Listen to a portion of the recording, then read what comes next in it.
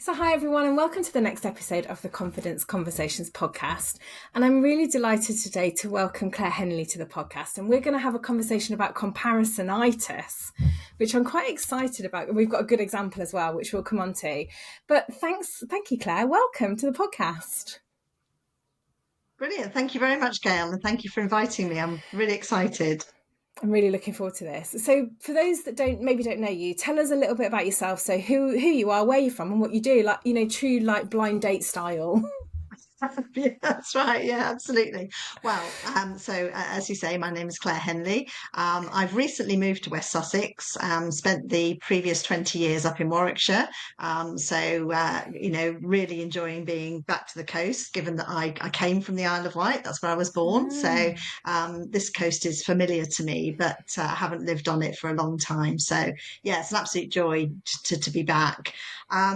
In terms of what I do, it was so funny because I've been giving this a lot of thought recently, and going out networking, you have your little pitch and everything, but I'm not sure that it really encompasses what I do. And then I started researching it and kind of came up with these words like generalist, or even, believe it or not, slasher, Oh, which is where you do one thing slash another, but slasher sounds awful. yeah. So I think I'm a portfolio careerist, Oh, I which like that. basically means I've done lots and lots of things. I started out in the hospitality industry. I trained as a management accountant. I did many years as a hotel accountant. Still love hotels.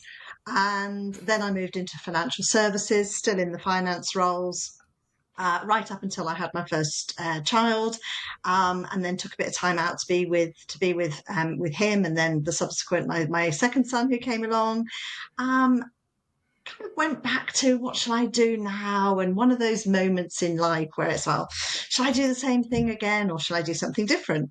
Anyway, I kind of fell back into finance. Couple of segues here and there, but basically fell back into finance. And then most recently spent some time caring for my parents, and moved into the third sector, into more of a part-time role, which just gave me that capacity and that scope to do that.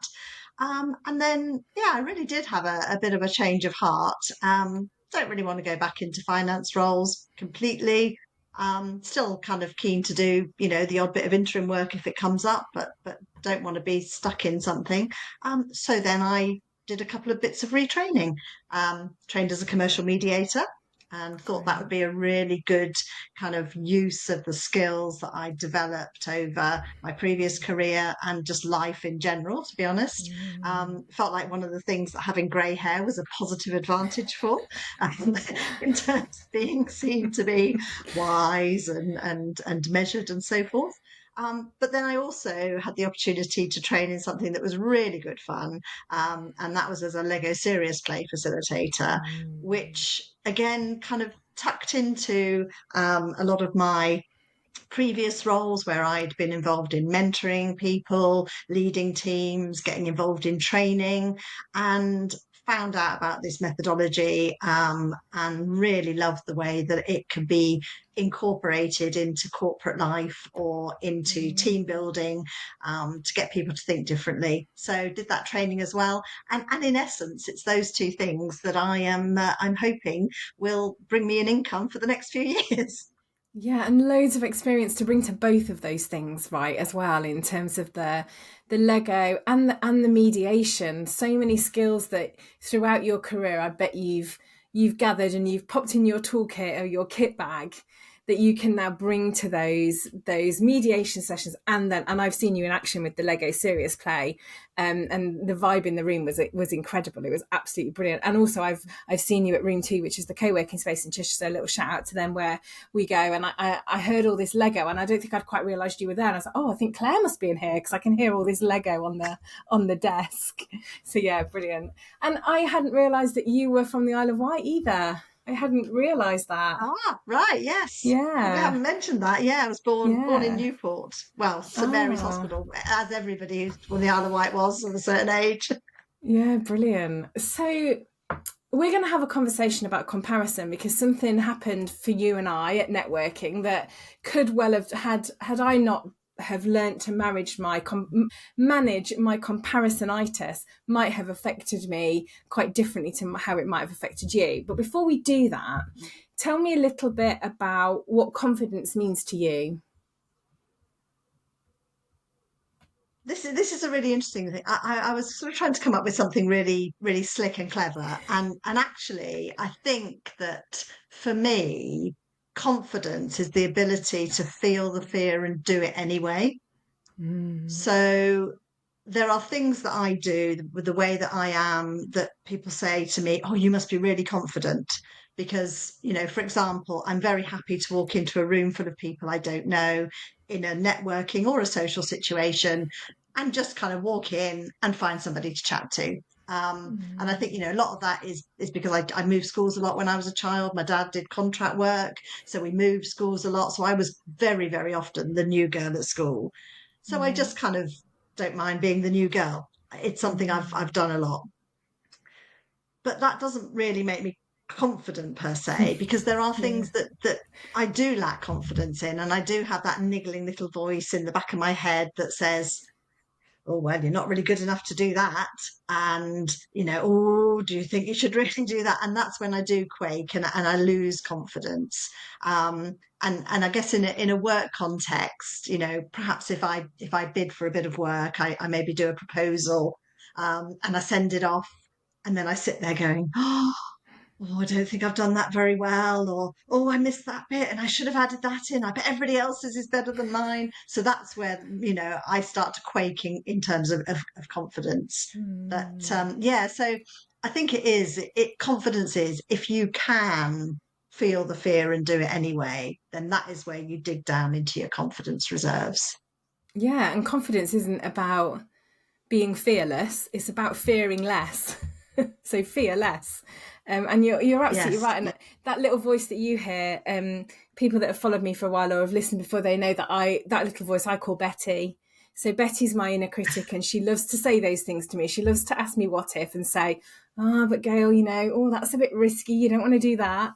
And for me, giving a name to my inner critic, or the voice, or the chimp, or whatever you want to call it, has really helped to kind of distance me from her. Because I was literally chatting to Victoria Shepherd this morning, and we were talking about, we spend a lot of time with ourselves, we listen to ourselves a lot, and we shouldn't Mm. believe everything that we hear, everything that we tell ourselves. They're all things, Claire, that you wouldn't say to me or to a friend or to someone else, either. They're all things that we say. And I think as Yeah. well, I don't know what you think about this, but I think this is where comparison then starts to show up, because you actually said there, "Oh, I bet everyone else's is better than mine. Everyone else's proposal is better than mine." And Exactly. actually, you might be the only proposal. Yours might be the only one. But Absolutely. yeah, Absolutely.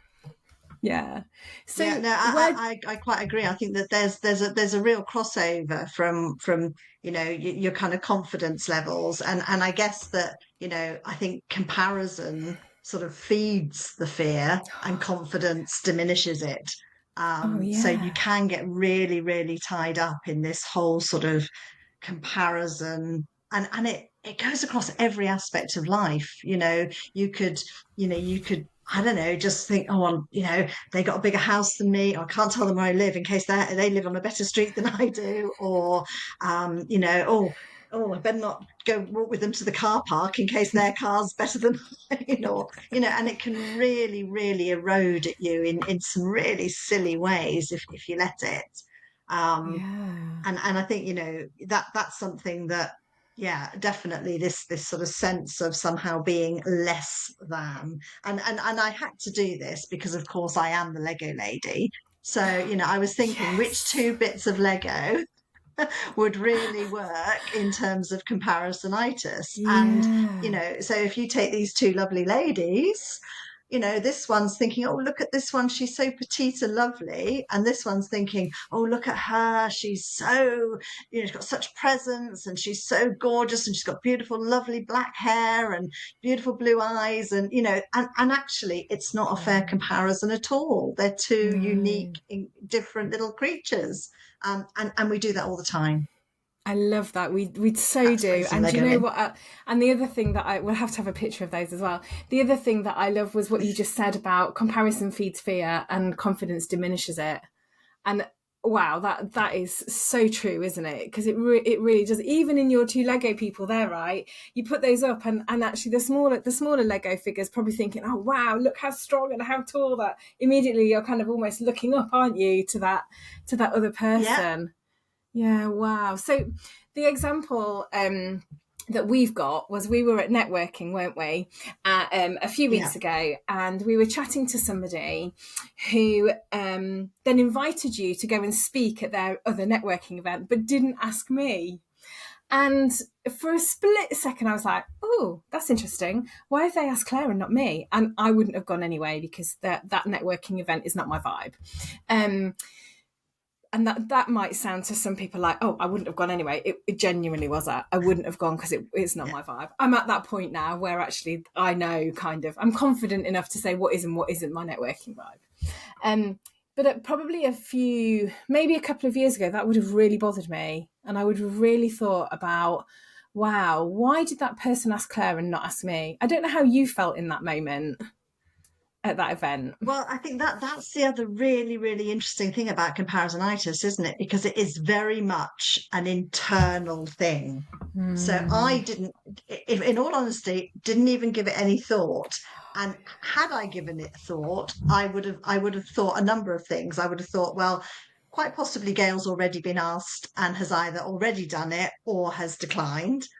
Quite possibly, Gail has previously kind of made it really clear that that's not the kind of direction that she wants to go into in terms of her networking and her business and so forth. Um, so, any number of things, but never for 1 minute did I feel, it's asked me and not her. So I think that is the thing about that perfect example, that it really highlights that it is something you do to yourself, and Yeah, the people wow. around you probably don't even notice that incident or anything else. But as you say, if you don't have that inner word with yourself or that inner confidence, it can eat and eat and eat away at you. Yeah, it's so curious, isn't it? Because often in coaching, I know I work with people who will say things like, "Oh, I wish I'd spoken up at that meeting," or they should on themselves and say, "I should have spoken up and I didn't." And I bet everybody's walked away thinking, "Why didn't that person say anything?" But actually, that person is thinking exactly what you have just said there about you had no idea what was going on internally or could have been going on internally for me. Because you're actually thinking about what you've been asked to do and not really thinking about the other party. And I bet the person that said that probably didn't think about that either. So you're quite right, it's an No, internal piece of processing, but it's mega. This comparison thing is so big, isn't it? I wonder where, if you stop and absolutely. think about it, where does comparison actually show up for you, Claire? Well, I mean, I think it does come back to you know this undervaluing my own achievements, or even doubting it was even me. You kind of look back at something, and you kind of think, how did you get away with having that job for that long? Surely I would have been. So it kind of verges a little bit into that imposter, the Imposter whole kind of imposter syndrome. thing. Yeah. But yeah, it definitely does show up in that sort of, having to take that deep breath sometimes and say, right, okay, I'm hearing, you're Betsy. I need to think of a name for mine. Yeah. And I think sometimes that voice is actually it's a voice from the past. It's resonating. It's something that somebody has maybe said some way in the past that has I've never really settled in my own head. I've never really resolved. And so when I feel that doubt, and that voice gets louder, and that's when the comparison comes up. So, as I say, it might be, in something as simple as, God, she's got such a stylish wardrobe, and I don't, God, I wish I could look like that, or whatever. It could be that. I mean, I think as well, social media doesn't help. You No. know, people put their best lives on the, you know, they put their filtered Yeah. pictures of themselves, or they put their, you know, oh, look at my beautiful house. And you look around yours and you think, oh, you know, I need to really need to mop that floor, really need to, you know, get some fresh flowers. I mean, I did today. You know, today I was like, why haven't I got a beautiful bouquet of fresh flowers in the background? Because, you know, I've got to show that I live in this beautiful house, in this beautiful life. And that's, you know, something that you, yeah, I guess you fall into, because Yeah. we're given so much now, so much almost false insight into other people's lives. So Mm. you see the, you know, whether you want to call it the swan, and you don't see the legs frantically underneath the water, or you see only see the cherry on the top of the cake, or whatever analogy you want to use. So we're Yeah. actually, again, it comes back to this unfair comparison. We're comparing ourselves against something that is actually nothing like us, and Yeah. doesn't, you know, the comparison doesn't bear out at all. Yeah, and I think the social media thing's really, really big, isn't it? Because I know that I remember in the beginning when I first started my business and I met a lot of other coaches locally, and I remember having this moment of, oh wow, why are they getting business and I'm not? Oh, look at them, they're really busy. Oh, look at how much coaching they're doing and I'm not. And once I started to process that and started focusing actually on my business and what I could do and the clients I did have, that's when I started to think, oh yeah, do you know what, this is a bit of show reel of life. They're sharing with me what they want me to see. I think, I hope you don't mind me saying this, but yesterday we were chatting, we were at networking or netwalking, and we were Mm. talking, weren't we, about what people share that actually is probably from 18 months ago, or they share a holiday picture and you might comment and go, oh wow, where are you? And actually they're not, they're just sharing stuff from ages ago, but it's what they That's want you right. to see.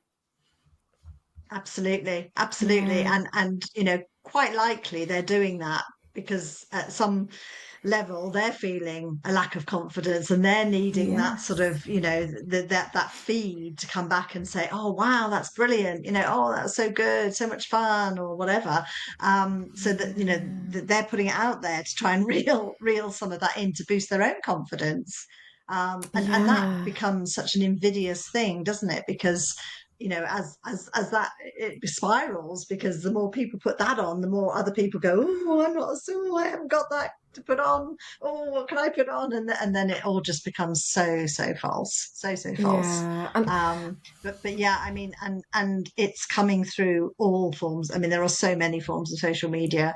That, you know, it definitely comes through in all forms, whether it's LinkedIn or Facebook or Instagram or, you know, Twitter, X, whatever. it's Yeah, coming at you from all crazy. angles. I think as well there's something in that, whether it's true or not, a little bit like we said, you know, what I was thinking and what you were thinking in our networking example, but whether what you see is true or not, it's your perception of, isn't it, of that person's reality.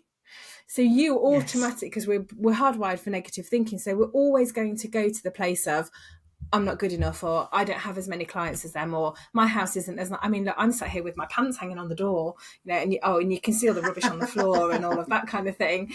But I think it comes back to managing your inner critic and that voice in your head that says, "Hang on, either get off social media because it's making you miserable, or come back to the point of it's the show reel of life and they're showing you what they want you to see. This isn't reality, it's only what you're perceiving to be reality." Does that make any sense? I think that makes sense.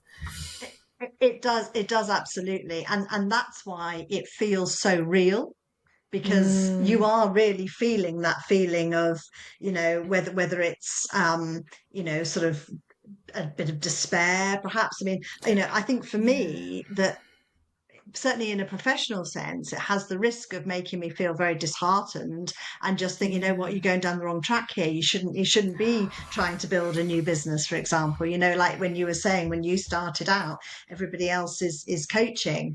And, you know, I'm kind of Mm, like, well, you know, everybody else has got loads of mediation work, and everybody else has got, you know, are doing, you know, people are doing other workshops, and they're doing amazing workshops. And why does nobody want my workshop?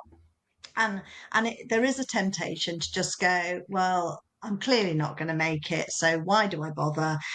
And really just really feel very deflated.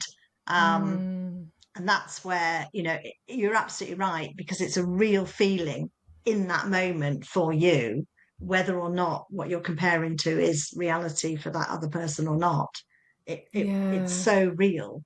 Yeah, and some of those emotions you've talked about there, about being quite disheartened, quite deflated, and almost this Mm. thing of, oh well, I think for me, I either go down the road of, oh, maybe I should be doing that too, rather than yes, oh, should I? And then I gather myself a little bit now, not so much in the beginning of my business, but more so now. I gather myself and go, actually, no, come back to my values, what's really important to me, what my business is about. And no, I shouldn't, I hate that word as well, I shouldn't be doing those things, because actually that's not what my business is built on. And even if I do that, who's to say they're going to come to them over me? So let's just focus on me, my business, and what I know I'm good at, and what I can deliver, and what I bring to the table. And also for me, sometimes it's Yeah, remembering that, absolutely. yeah, and sometimes it's remembering as well that some of the conversations that we have in mediation, right, and probably in your Lego Serious Play workshops as well, and particularly in coaching, is that they're so confidential that actually I don't want to share them. I don't want to put it on social media. And then my values creep in around authenticity and integrity, and say, no, the world's not going to stop if you don't post on LinkedIn your fabulous best life for a few days. Mm, Absolutely right. And, there are cases where people have shared things that they really shouldn't have shared. And that can get you into some serious bother. And, it really does undermine your integrity, whether you're a coach, whether you're a mediator, in particular. I mean, it could invalidate the whole agreement if you're a mediator. So you've yeah, got to be really, yeah. really careful, and you could lose your accreditation. So, you know, Mm. absolutely you don't want to be putting sort of that stuff out there. But just going back to what you said before, and I remember hearing you speak at that event at Fontwell, Mm. and one of the things that really resonated, and you've kind of reiterated it there, is about staying in your lane. And comparisonitis does kind of tempt you to go into another lane. Yeah. Come Try over this, try here. it this Yeah, way yeah, yeah. because it's working for that person.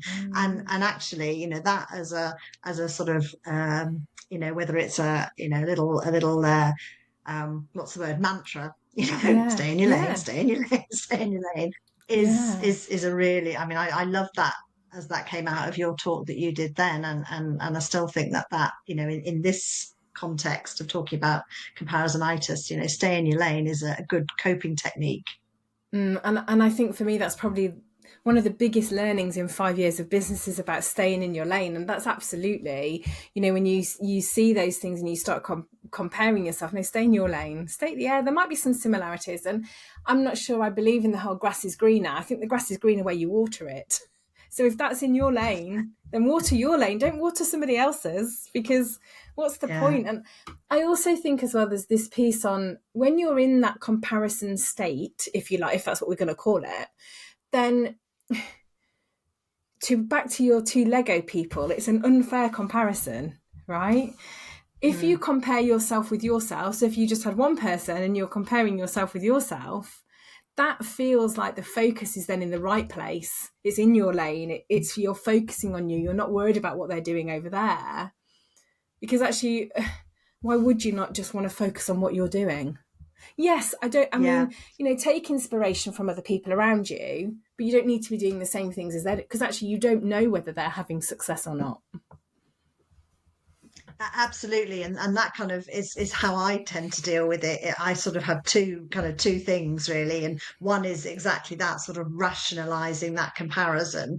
Is this a fair comparison? Does it make sense? Do I even want that? So I might be looking at it going, oh my goodness, they've got a fantastic, 6-bedroomed house with 7 bathrooms and a gold toilet and God knows. But I don't want that. So why am I even getting uptight about that? So it's that sort of like, is it a good comparison? Is it a fair, reasonable comparison to feel to ignite this feeling in you? And then the second bit of it is the so what? So what? What does it really matter? Is this a really, is it so important, this element that you have highlighted about this other person, that it really does impact you and makes you have to, change the way you are and change what you do. Because, and if it doesn't pass the, rational reasonableness test, and it doesn't pass the so what, then why do I, at that point I just kind of go, no, that's fine. And there's a phrase, comparison is the thief of joy, and I think Yeah, it's yeah, I love that. Theodore Roosevelt. But I think Yeah, that's absolutely right, because you know you can say, I'm really pleased because I don't know, I've grown a herb garden and I've got 3 herbs in a window box and they're all thriving and it's brilliant. And then you could go, oh, but they've got a whole greenhouse full of herbs and they've got 7 types of herbs. And you just take away all the joy that you've got about your achievement. yeah, So, yeah. I love that. I think that's a great sort of, again, it's a great phrase to bear in mind. Like, actually, have joy in what you do, in what you're achieving in your life, in your way, that's authentic to you. Yeah, And if you I do love that, those. the Yeah, comparisons fall away, don't they? yeah. They don't Well, matter. and back to your confidence diminishes it, doesn't it? Having almost back to having confidence in yourself, I guess. I love the whole rational, reasonable, and so what. That's brilliant. Yeah. So what? So what if they've got 7 next door? So what if they've got a better garden? Actually, what I've got over here is all Yeah. right for what I want and need right now. It, How do yeah. you, where do you see comparison in the people that you work with? And then how do you deal with that? Yeah. So if I think about mediation, one of the key things about mediation is that in the conversations you're trying to get both parties to obviously talk about what their particular dispute, but you're also trying to get them to think a lot more about the sort of all of the issues. And in doing that, what tends to come out is that the dispute is one thing, but actually what's creating the inability to resolve the dispute are countless other things which may or may not have anything to do with the person that they're in dispute with, but they're just all going on in that person's life. And sometimes, some of it is based in comparisonitis. There was one dispute which was a neighbour dispute, and it was 2 properties that were semi-detached. Both decided they wanted to extend. And at first, they both talked about it, really excited. Oh, isn't it great? We're both going to extend together, and blah blah blah. And then one of the neighbours went and engaged an architect and got some drawings and decided that's what they were going to do. And the other one was like, well, I thought we were doing this together, and got really upset that the other family had kind of gone ahead. So then they went, well, fine, I'm going to do my own thing. So then they engaged like um, conservatory company, and they had this conservatory Okay. built. But through the course of both the bills, which were sort of going on concurrently, the arguments just escalated. Oh, you're trespassing on, I don't take that fence panel down. You're trespassing on my garden to do the pointing on your brickwork, blah, blah, blah, blah, blah. And it escalated into a full-blown dispute that then came to mediation. And, fundamentally, it was all about one party feeling like the other had, a bigger, they weren't the same size properties, even though they were semi-detached. So one had the bigger one and they had 2 parking spaces and this person only had one. And, these people had, were always going off on holiday, but these ones couldn't really afford. And oh my goodness. And when it came down to it, ultimately, so much of the issues either side were about nothing at all to do with the extension. Both were actually perfectly happy with the purpose of their extension. One wanted it to be a nice kind of, in and out of the garden, kind of like, not indoor outdoor space. The others wanted it to be much more functional, to be able to put utility room in and all that kind of stuff. So it was very much a functional part of the property. Both had what they wanted, but that they'd allowed it to get the comparisonitis to get in the way. Yeah, wow. Crazy. Without probably realizing that's what they were doing. And when you step back and look at that, yeah, that's all about That's what they right. have and don't have on each side of the fence, so to That, speak. Yeah, yeah, wow. absolutely, absolutely.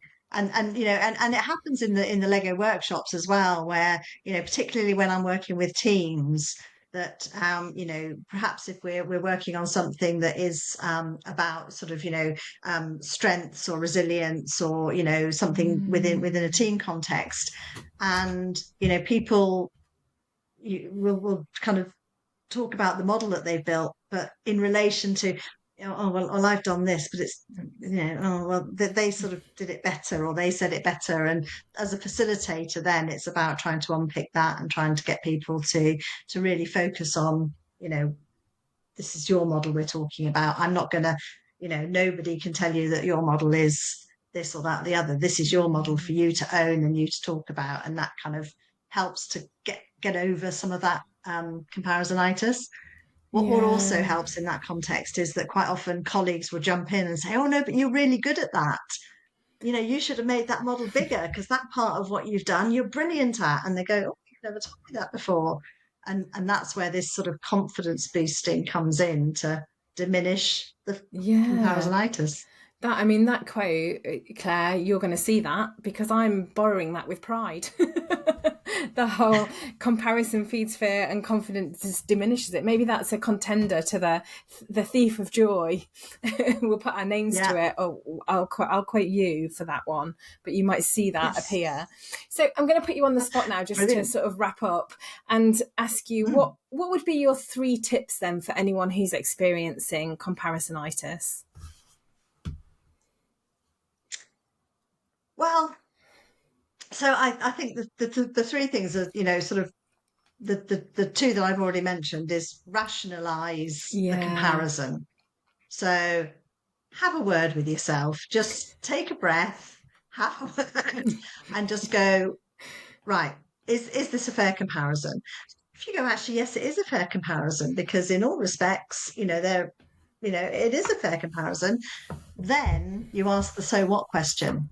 So what? So, you know, and that could be, so what, as in, so what, why does it matter? Or so what are you going to do about it? Mm. If really this is bringing up something, then it is within your power. It's within all our power if we want to, and we have the sort of, you know, the wherewithal to do it, to make changes if we want to. So actually, if it is a case of, you know, I don't know, that person has a better wardrobe than mine, what are you going to do about it?